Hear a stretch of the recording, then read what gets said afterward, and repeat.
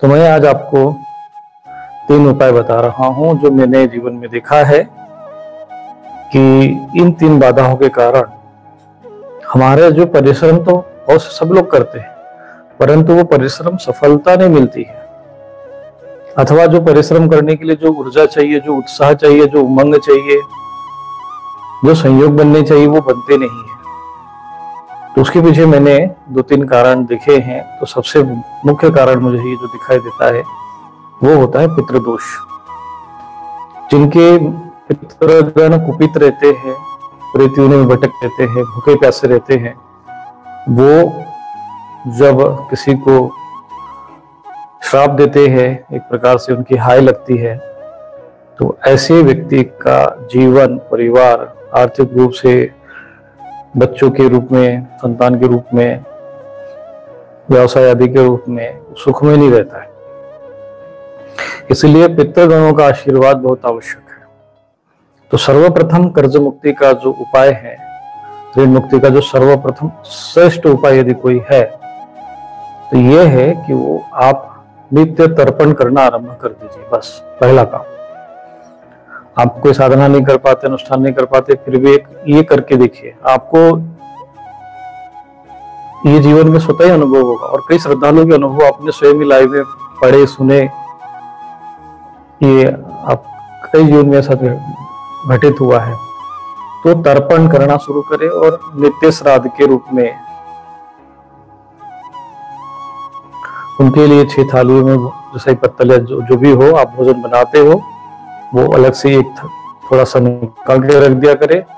दोपहर के समय में किसी जगह पे रखकर कि थोड़ा सा पानी और थोड़ा सा अन्न जल रख के ये संकल्प कर दिया करे, जो भी ज्ञात अज्ञात पितृगण हो, जो अतृप्त हो, जिन्हें अन्न जल न प्राप्त हो, उनको अन्न जल प्राप्त हो जाए, ऐसा संकल्प करके वहां पर जल छोड़ दीजिए, संकल्प कर दीजिए।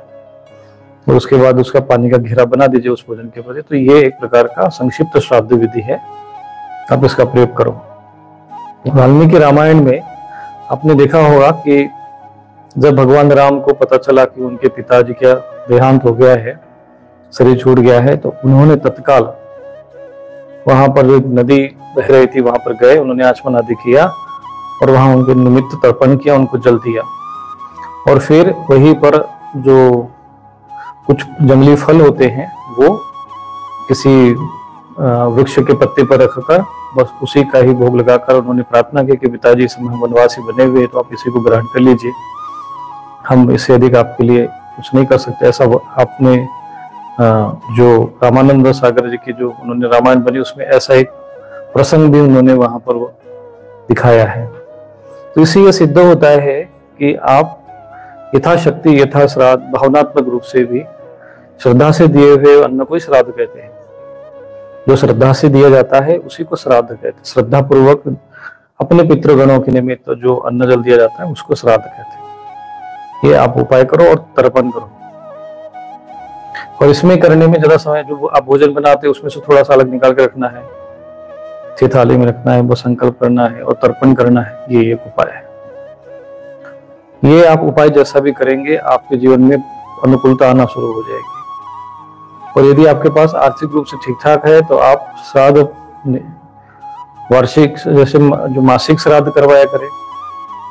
किसी की जो तिथि होती है, अपने परिवार के कोई सदस्य जिनको उनकी तिथि पर अन्न जल जो है उनको किसी को वो भेंट करे, वस्त्र आदि का उपहार दे।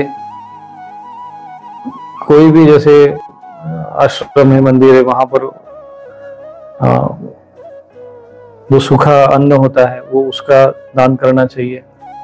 परंतु ये सब करते समय संकल्प करते हैं, संकल्प करिए कि मैं अपने पितरों के निमित्त उनको ये प्राप्त इस भाव से हम दान कर रहे हैं। ये उपाय आपके लिए बहुत कल्याणकारी है। आप तीर्थों में जाते, कभी हरिद्वार आदि जाते हैं तो वहां पर बैठकर पितृ तीर्थ से जो अपने श्राद्ध विधि, सरल श्राद्ध विधि मैंने बताई है, उसको वही बैठकर आप कर सकते हो। आप लोगों को पता नहीं होता हम जल दे रहे, पर कहाँ जाए, किसको प्राप्त हो रहा है, कुछ भी संकल्प नहीं करते, ऐसे ही जल उठा के वो छोड़ देते हैं। तो आप ये तर्पण और श्राद्ध का प्रयोग करिए। ये शास्त्रोक्त उपाय है। पितृगणों का आशीर्वाद यदि जिसको मिलता है उसको धन और संतान से संबंधित, वैवाहिक जीवन से संबंधित उसकी बाधाओं का शमन होता है। ये शास्त्रीय अनुमोदन है, शास्त्रोक्त उपाय। और ये तर्पण और श्राद्ध का तो मान लीजिए ये अनुष्ठान के करने वालों को भी ये भी करना ही चाहिए। आप कैसी भी परिस्थितियों की, मैं आपको बता रहा हूँ, जीवन एकदम जैसे जीवन की एक धारा ही आपकी बदल जाएगी। आर्थिक समस्या है, आर्थिक कर्जों से उलझे हैं तो आप तर्पण करना शुरू कर दो, आपका कोई ना कोई मार्ग मिलेगा, बुद्धि सद्बुद्धि कार्य कुछ न कुछ संयोग तो बनेगा और कुछ कार्य दिशा बनेगी। व्यक्ति परिश्रम तो करना चाहता है, व्यक्ति अपना जो है खाली रहना नहीं चाहता है, व्यवसाय करना चाहता है कुछ भी, लेकिन ये ऐसी चीजें ब्लॉकेज आ जाती हैं, कुछ कर ही नहीं पाता है। करना भी चाहे तो वो कोई ना कोई विशेष बाधा आती रहती है। तो ऐसे समय में उसको ये उपाय करने चाहिए जो कि सहज और सरल है। और नित्य तर्पण और श्राद्ध करो। तुम्हारे पितृ तुम पर दुखी है, वो भूखे पैसे मर रहे और तुम बैठ के बस वो लोटा जल चढ़ा रहे हो, कहीं धागा बांध दे रहे हो, कहीं माथा टेक रहे हो, तुम अपनी हरी चटनी की जगह लाल चटनी बदल दे रहे हो और तुम सोच रहे हो कि तुम्हारे सारा सुख शांति आ जाएगी। ऐसा नहीं होने वाला है। नाना के पक्ष में मतलब माता का पक्ष और पिता का पक्ष, ये दोनों पक्ष का जो है तर्पण करने का दायित्व होता है। जो स्त्री किसी पुरुष से विवाह करती हैं तो इसी कामना से विवाह करती हैं कि हमारी जो संतान होगी वो आपके परिवार, आपके पितृगणों के लिए और मेरे पितृगणों के लिए भी तर्पण करेगी। इसी संकल्प के साथ वो विवाह होता है कि हम दोनों मिलकर एक संतान उत्पन्न करेंगे।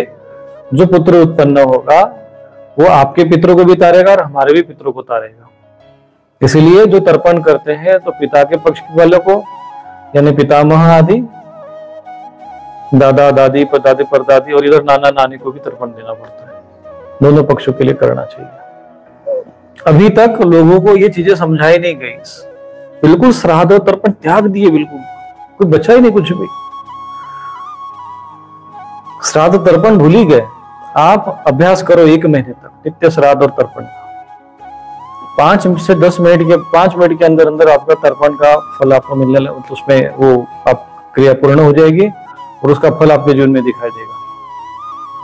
तो तर्पण आप नित्य बराबर करिए। तर्पण से बिल्कुल जीवन के सारे ये भौतिक समस्या को ऐसे लगेगा कि जैसे न जाने कुछ, जिसको लोग बोलते हैं ना चमत्कार चमत्कार, ये सब कोई जहां माथा टेकने से चमत्कार नहीं होता है। चमत्कार हमारे ऋषि मुनियों के ज्ञान विज्ञान में है।